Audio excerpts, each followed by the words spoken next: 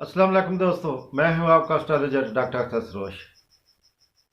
दोस्तों, मेरी प्रिडिक्शन 95% दुरुस्त होने के बाद अब मैं 3 मौजू पर अपनी प्रिडिक्शन देने की शहादत हासिल करूंगा।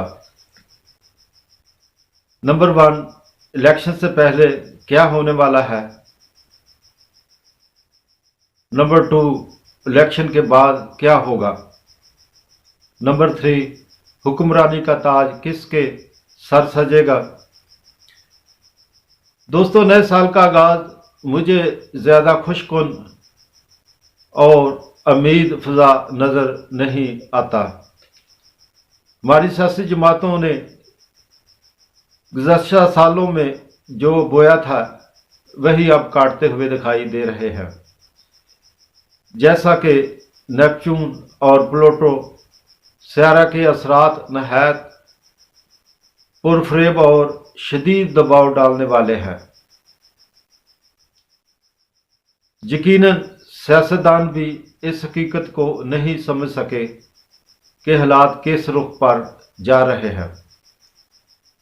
वो ज़ाती मुफादात और इंतकामी जज्बात का शिकार रहे। उन्होंने मुक़्तदर हलकों को ये मौका खुद फराहम कर दिया कि वो असलाह के लिए आगे आए और मुल्क की बागडोर अपने हाथ में ले लें। अलबत्ता ये ज़रूरी है कि मार्शल से अब तक गुरेज किया गया है, लेकिन निगरान सेटअप आपकी निगरानी वही कर रही है। मैं इस बहस में नहीं पढ़ना चाहता कि सियासी तौर पर क्या दुरुस्त है और क्या गलत, कि अब सारा कंट्रोल मुक़्तदर हलकों के हाथ में ही रहेगा। यकीनन आप समझ गए होंगे मैं क्या कहना चाहता हूँ।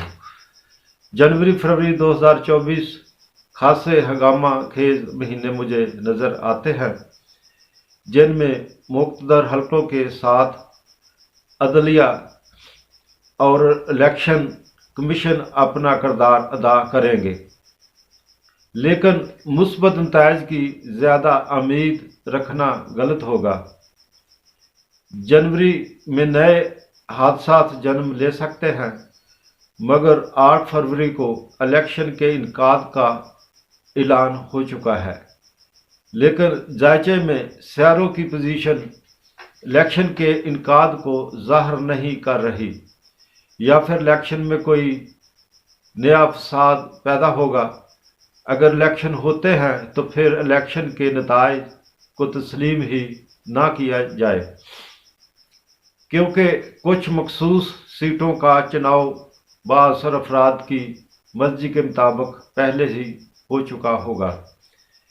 रही नवाज शरीफ के वज़ीर आज़म बनने की बात, तो वो मैं बहुत पहले अपने व्लॉग में बता चुका हूँ कि इसकी सियासत ख़त्म हो चुकी है। जब सियासत ही ख़त्म हो चुकी तो फिर वज़ीर आज़म कैसे बनेगा। अलबत्ता एक अनहोनी सी पेशन गोई कर रहा हूँ, वो ये है कि नवाज शरीफ के अपने ही अपने इसे मुश्किल में डाल सकते हैं। रही बिलावल भुट्टो की बात, तो ये मुझे वजारत की दौड़ से बहुत दूर दिखाई दे रहा है।